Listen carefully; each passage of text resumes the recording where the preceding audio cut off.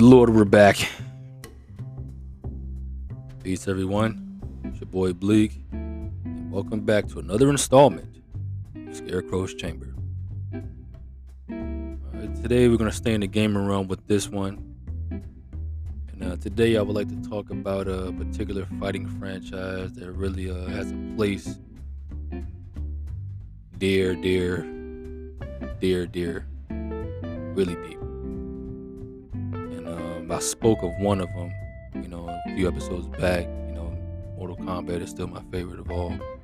But this fighting franchise, I can say, it's probably right behind it. It's right there. It still has a lot of memories, just as much as my MK playing. And the fighting franchise that I'm talking about, you may recognize, the words Hadouken, Shoryuken, Tiger Uppercut, Sonic Boom, Spinning Bird Kick, Yoga Fire. That's right, Street Fighter. Now, Street Fighter, this is a franchise that's been around. I think it actually came out the year I was born, actually, 1987, the very first one, if I'm not mistaken, in the arcades. If I'm not mistaken, but Street Fighter, it's actually older than MK. Is one of the oldest fighting game franchises ever, and still going strong. Recently they came out with the Street Fighter. I don't even know which one we're at right now. It was 6 maybe, 15. Who the hell knows anymore? But Street Fighter definitely has a place, man. And just I can remember the first time I played it in the arcades, and it just blew me away. It really blew me away. I mean, just the presentation of it, and the multitude of different array of characters that you can choose from. And the big concept about Street Fighter is that it was, I guess in the beginning it was a kind of like a tournament based story, or at least the way that it was told in the earlier games. And it was basically all of these fighting champions from different countries all around the world,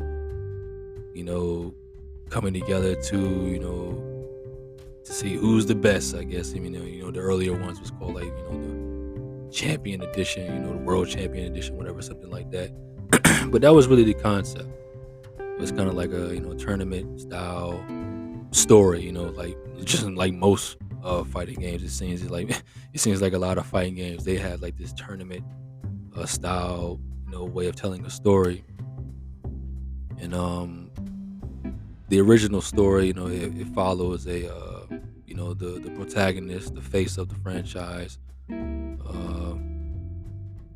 karate practitioner by the name of Ryu. I'm sure everybody's familiar. And that's the one thing about Street Fighter, man, that even if you're not a gamer, you heard of Street Fighter, you know what Street Fighter is, man. It's just so popular that it spans out to different walks of entertainment. It goes outside of gaming. All throughout the years, you've seen people like I said, because back in the day, I used to get teased a lot just for being a gamer and stuff like that. And Street Fighter was always those games that people would kind of like blur it out. I lost count of seeing people, walking through the hallways in school and yelling out Hadouken and Shoryuken. It's just funny to see how people would mimic the moves and stuff, and they yell out and stuff during the battle cries and stuff like that. So Street Fighter really carries a lot of weight. Like, everybody knows it, and it really. When you talk about tournament style fighting, and I mean actual tournaments where players compete and stuff like that, with the Evos and all this other stuff, and Street Fighter really is at the top of the mountain when it comes to it. Really made tournament fighting, I guess you can say. It really put it on this platform. It just seems like Street Fighter is probably the number one fighting franchise that, besides Mortal Kombat. Mortal Kombat is in a league by itself, but it just seems like Street Fighter was that I can't find the words, but it just seemed like it was that one fighting franchise that a lot of other franchises started to follow. I've noticed that, the King of Fighters kind of did that in terms of the way the game looks and stuff like that. The way the fighting mechanics and the graphics and the way the cinematics looks like that. So yeah, SNK kind of went that route, and also Tekken kind of went that route as well. Tekken is another fighting franchise I should talk about later on too. But Street Fighter, it has a lot of influence over a lot of other fighting franchises. It really does. And when you play the other fighting games, you can really see the influence. At least I can. And let me just name some of the characters. Ryu, we all know, and then you have his rival, his buddy Ken, who was kind of like the American. He was like the cocky American type karate practitioner. He had more of a flashy style, more of a cocky attitude and stuff like that. You know how we Americans are. We're assholes. We can be real jerks and stuff like that. Very, very, very, very extravagant the way we approach things. Ryu was kind of like that calm Japanese type of humble type of guy whose only goal was pretty much just to get better. Reach the next level. Always never backing down from a challenge. Whenever he will, just walk into somebody, he would always test his strength to see how better he's gotten. That was his only goal in life. Ken, came from like I guess you could say a privileged background and stuff like that. I guess he probably met Ryu in like in a tournament, stuff like that, and they trained together and all that stuff, and they became really close friends ever since.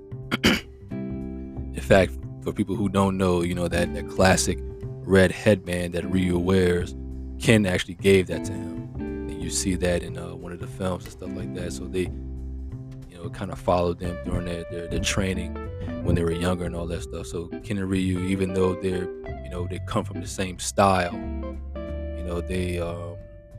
they're very, even though they're similar in a lot of ways, but they're very different in a lot of ways as well. So Ken and Ryu, those are probably the two people that people remember the most. Chun-Li, who was from China, she has like she's like the ultimate woman of the game. The strongest woman in the world that she's been called throughout the franchise. She's kind of like the female Ryu. Like Ryu's at the top of all the guys, she's at the top of all the women. Man, like it just seems like every time because throughout the years, you had like a lot of these fighting games that Capcom made, and that will cross with other franchises like a SNK or like a Marvel and stuff like that, or like I can't remember the other fighting franchises. But it just seems like wherever Ryu went, if he was like a guest character, or you had like one of these cross games, Chun-Li was always in there. If it wasn't Ken, it was Chun-Li. So so she, it's like that, has that wushu, that type of kung fu style, which is pretty cool. But she was always a character that a lot of people would abuse, because she has one of the easiest commands in the game, where you just mash her iconic rapid kick that she would do, and people would just mash it. But I remember playing as a kid all day and fighting some of my cousins and stuff like that, and a lot of people would pick her and just try to get you in the corner and just mash that foot combo and just mess you up, and it really pissed me off from time to time. But yeah, man, Chun-Li, she's a badass, man, and one of the best. And then you had E Honda, who was like a sumo type character from Japan, and he also had like a rapid fire move with the 1,000 hand palm clap thing that the sumos type of do. Same concept. You get him in the corner, you just light their ass up with the palm strike. So E Honda was kind of a pain in the ass from time to time as well. Very very unique, especially for a man his size, to have like these unusual moves where he's flying across the stage and flying in the air. I'm like, you that damn big, but you that agile at the same time. It's kind of weird. Blanca from Brazil, he was kind of like this animal type character, half man, half beast, it seems like, and he was he had this electrical ability. That was the unique thing about him. Like, he was this agile beast type of character, but he had electrical ability. He was a pain in the ass to go against too, man. Like, that's the thing about it, man. When you play the the game in arcade mode and you're just going through the game. It's just certain characters that just got on your nerves, and Blanca was just one of them that just like, or not him. But luckily in the games you fought him early, so you had to get him out the way. That's the one thing about arcade mode. It was kind of like in order. The order never really changed that much. And they may switch it up one or two of there, but the order was kind of mostly the same. So Blanca, he was tough to deal with. A lot of agile moves and a lot of reach and stuff like that. Dowsing from India. He had the longest reach in the game. He was like this stretchy type Hindu type character who had like these fire moves, yoga, like blow the fire and stuff like that. So he was very, very unique.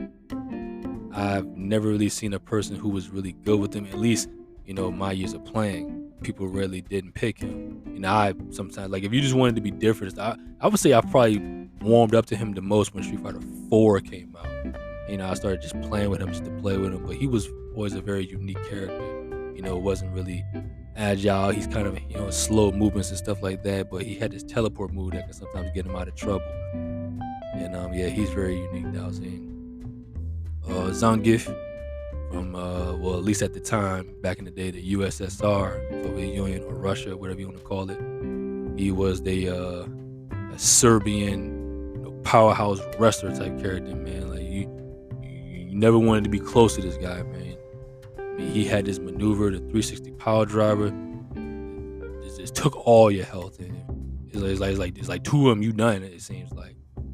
But he was a power character, and he had like this lariat move where he would just spin around, and if you threw projectiles at him, he would just go through it. He wasn't really that much of a threat in the earlier games. He became more of a problem later on because his big ass model, took up half the screen. It seems like, in the later games. You had Guile from America. He was an American character from the United States Air Force. And this dude is probably the most basic in terms of special moves. This dude, Guile is about as old as I am. And this dude had like the same two special moves. And how long Street Fighter been out since? He was an available character in second Street Fighter, technically the second game after the original. But Sonic Boom and that damn flash kick, that was it. But he had all of these different unique type of unique attacks, just like regular attacks. Like if you push a certain, like no matter which button you push, he just had these weird stuff. Like for example, he had like this weird upside down kick he would do. He had a lot of different array of just hidden attacks in terms of just hidden strikes. It was just very, very weird. But yeah, Guile, he had what you would call, like when you fight people online with him, they would mostly go into like a turtle stance. And if you don't know what the turtle stance is they just stay ducking all day, because Guile was one of those characters where you had to charge to do his special moves. The Sonic Boom, you had to hold back for a couple of seconds, and then you go forward and hit the button. And then for the flash, you had to hold down and go back up. So he had those charging attacks. So it was annoying to fight him sometimes online. He was a problem because people play with Guile very, very defensively for the most part. At least the guys that I fought back when I did used to play the game online. And another character, Balrog, who was kind of like I guess you could say like a Mike Tyson type character, which is kind of funny. Balrog was a boxer, is an American boxer, and another charge type character. The funny thing is, when you fought Balrog later in the arcade. So when you go against him, man, he's doing special moves, and like ain't no way he's charging him, man. Like the CPU, they would just box you like two hits and you already groggy. So I'm just like man, the way that the computer play with him, I wish I could play like that. Just do charge moves out the ass like that. So it was crazy to see how the computer would do that to you. Like the computer didn't charge shit. Excuse my language. You just box and box and box. That's how Balrog is, man. And I warmed up to him probably later, like Street Fighter 4. There's certain characters that I warmed up to later on. And Balrog, I warmed up to him with Street Fighter 4, so he was kind of fun to play with on that one. But yeah, man, just a brutal character, man. Just straight up, straightforward, just boxing you, man. And Vega from Spain. was kind of like an assassin type character. He had like this very elegant, agile style. He fought with the mask on. He had like a claw in his hand, and he's kind of like this guy. He wore a mask because he didn't want to mess up his face. He's like one of those guys, like one of those pretty boys and stuff like that. Like before he messed you up, he had the mask and stuff first. I remember seeing in the movie, he had like this little rivalry, or there's like this little run-in with Chun-Li, and it was. I just remember seeing it and talking about it in school the next day after I saw it. Man, when Chun-Li did a rapid kick, he kicked him out of the building, like kicked him through the wall. So that was a very memorable thing. But Vega, another charged character. But the most unique thing about Vega is though, because his stage, it had like a cage. It had like a cage in the background. And when you charge this move, he would actually jump and climb on the cage and then jump off, and you can do a strike. That's what made Vega very unique. But when he wasn't on the stage, he would just jump off the side of the frame of the screen. But it was very unique on his stage because he would actually jump on the cage, which is pretty crazy. But the best counter for that was just an anti-air move, like an uppercut or something like that. That was mostly how you dealt with that. But Vega was very unique. And Sagat. Sagat, man. Sagat is my favorite character in the Street Fighter franchise. Sagat, he is the Muay Thai boxer from Thailand. And he's the tallest character in the game. He's like 7'4", I believe. I think that's what he's listed. And you fought him before you fought the last person who I'll talk about in a second. But going against Sagat was so annoying. I love playing with him, but I hated going against him. Sagat was, because he had like these fireball shots, and he was like tiger. But the unique thing about it, he could throw them high and low. And going against him it's like going through a damn obstacle course. You had to dodge so many tiger shots just to get to him. And oftentimes when you get to him, he would just do the tiger uppercut and just knock you all the way across the stage, and you had to start all over again. It was like going through an obstacle course trying to beat him. But yeah, man, Sagat was always my favorite, and I like how later on, when they added super moves and stuff in the games, all of the characters, especially when the 3D, I guess you could say games, like when the super moves became more cinematic in the later ones, like 4 and 5 and stuff like that. The specials got pretty crazy, and Sagat, being a Muay Thai and having those hard strikes and stuff like that, was pretty unique to see him the way he fought later on. But yeah, he was always my favorite. Bison. I can't even say Bison from Thailand, but that's where you fought him. Bison was the boss of the game, and like he's the main baddie in the franchise and the story. The head of a Shadowloo organization, like a crime syndicate organization that just wants, broad global control and stuff like that. And Bison, another charged character, but he is a unique character in terms of just what he is. I mean, the first time you see him, he just looks like some big badass dude, in a type of military type of garb suit. But later on, when you learn about who Bison is, it's pretty crazy. I probably won't go deep into that. I don't have much time left. But he used this power called Psycho Power, and it's just I can't even really explain how he used it. It's just this power that he used he can use it to neutralize people. He can use it to, levitate himself and do all these power strikes and stuff like that. It's pretty crazy, when you find out like how he got like that and how he maintained that, and learning that he can because the thing about it, the Psycho Power, it does a wear and tear on his body, so he can really remove his essence and put it into another body and stuff like that. That's what I found out. That's when you found out later about what Bison is and stuff, like how he creates all these clones and stuff like that. It's crazy how it's crazy like what he is and stuff like that. It's very, very eerie learning about that. But he was a pain in the ass, man, just stepping on your head and doing scissor kicks and stuff like that. Just in fact, my buddy, he had he had turbo on an emulator on his computer. And it's just this moment of, because playing with Ken, it was hilarious because Ken, his tornado kick, his Tetsumaku kick, I remember the first time I did it, because like when they do the Tetsumaru kick, the character kind of goes across the screen, right?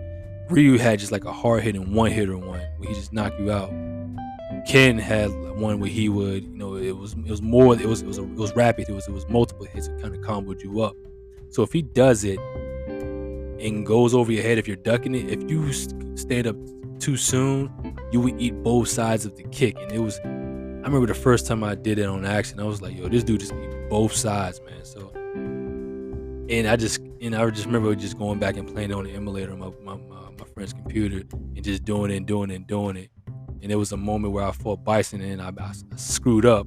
And Bison just like hit me with a straight punch right to the jaw. Like he threw me.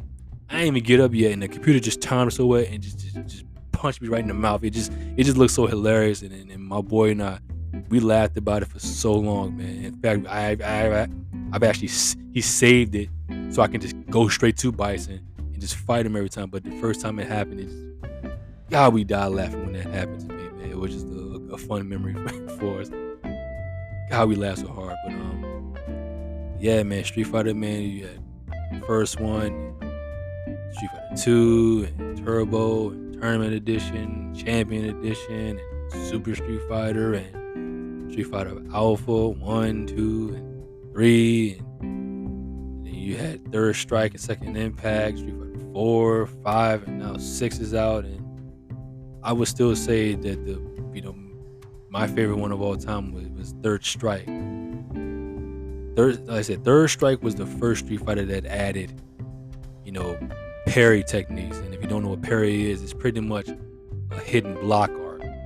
Because in most fighting games, when you block, you hold the back button. But parries is when you tap you tap forward on the D-pad to do like this special block. And when you do that, when you timed it perfectly, because when you block, normally it takes away chip damage. Even though you're blocking, it does take chip damage. When you parry, you don't lose any chip damage because it's like a special block that you do. First time I saw that, it was crazy. And when you see how, cause like I said, when Street Fighter 3 came out, that's when, Street Fighter always had tournaments even back in the day with the old ones, but Street Fighter 3 is really what kicked up the tournament scene a lot. And in fact, there's this famous moment. I think the player was called Daigo or something like that, where he was playing with Ken. He went up against a Chun-Li character, and Chun-Li did like her super art where she does like the rapid kicks. And that dude, he parried every single hit and finished. And even the air, he jumped up and parried the last kick in the air, and then he came down and finished her off with a super move of his own.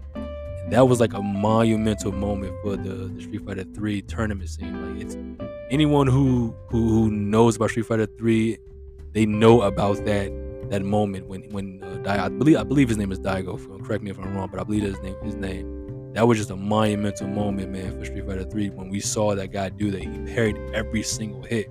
When you see like the top guys, just like their parry game, it's phenomenal the way they do it. And of course, I had fun doing it and stuff. But Street Fighter 3 was so fun because it came out in the late 90s. Now, a lot of video games in the late 90s, it had like the music. A lot of the music was like a jazz mixed with type of hip hop elements and stuff like that. It was really, really cool for a lot of games. And Street Fighter wasn't the only one. There's a lot of games, whether it was like a racing game or a fighting game or an adventure game or a solo player game, wrestling. It's just a lot of games around that time, and they started adding like these hip hop tunes and jazz tunes and stuff to it. And that was another memorable thing about Street Fighter 3. Just the music, man. Double Impact, Third Strike, both. And man, I still like those two. Those are still the best ones.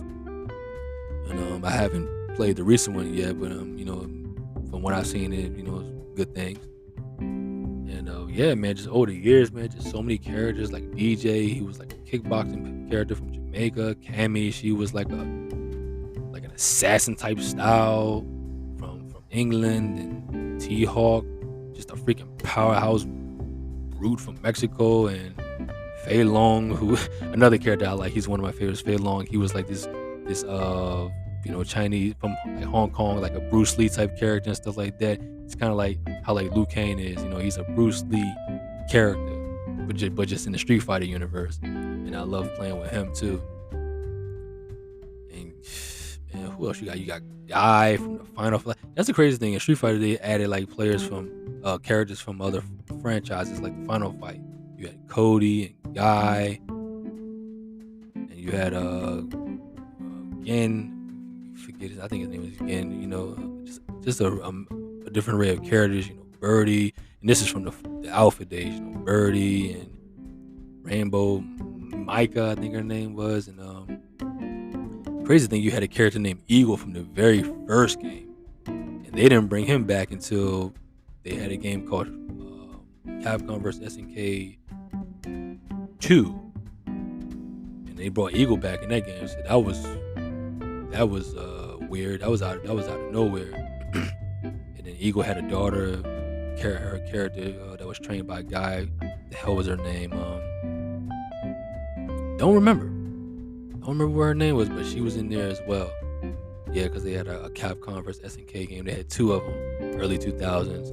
Can't believe they didn't make another one. Then they also had a Street Fighter, versus X-Men, and Marvel vs. Capcom 1, 2, 3 Ultimate, and I can't remember what the last one was called. And then you had Street Fighter Cross Tekken. That was pretty unique. I like that. I had fun playing that Street Fighter Cross Tekken, and I didn't see that coming. That was a very unique game as well. Street Fighter is just a franchise that just keeps on giving. And but with the current, like I said, with the current tactics of gaming now, man, one thing that these companies do, man, is just, unfortunately, Street Fighter fell into this whole thing with microtransactions and paywalls and seasons, like how they release characters and stuff like that. It's just, unfortunately, Capcom fell into that with Street Fighter. And you would never think that a fighting game would do that and stuff like that, but unfortunately, that's what they doing, man.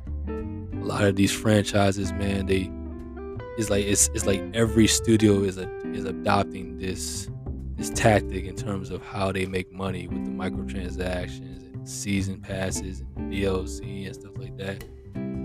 So, I mean, I have Street Fighter 5, but I kind of fell out with it because of that reason.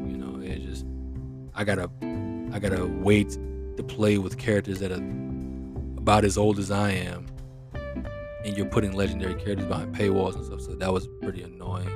And you really can't earn fight coins, fight currency offline. They want you to play online to death, and I would say that was the downfall for me in terms of Street Fighter. I mean, it was still a good game overall, but Street Fighter is kind of turned into like a spectator sport. It's all about those tournaments now, man, and the single player experience, at least in my opinion, has suffered. It's not a lot of them, but they did have like a little story mode for Street Fighter 5 and stuff like that. I mean, they've tried for certain things, but I just hate seeing like all of these skins and stuff that I can't get because either the prices are just unreasonable. But that's the here or there. I don't want to end it on a negative note. But yeah, man, I'm coming up on my time here, man. Street Fighter, man, it's just, once again, it's a gift that keeps on giving, man. And out of all of the games that I played of all time since I've been around, Street Fighter really holds a special place in my heart, and it always will. And I need to get back into it. From what I'm seeing from Street Fighter, was it 6 now? I can't even remember. But from what I'm seeing, it looks pretty good, and I really need to get back into it. It's just so many games to keep up with now, and the games are just so more expensive than they used to be. You really gotta, well, at least for me, I'm really selective of what I'm choosing now. But I really do need to get back into Street Fighter though, because it is special, and it always will be. But yeah, man, Street Fighter, man. If you don't know, now you know. And until then, everybody, till we meet again, safe journey.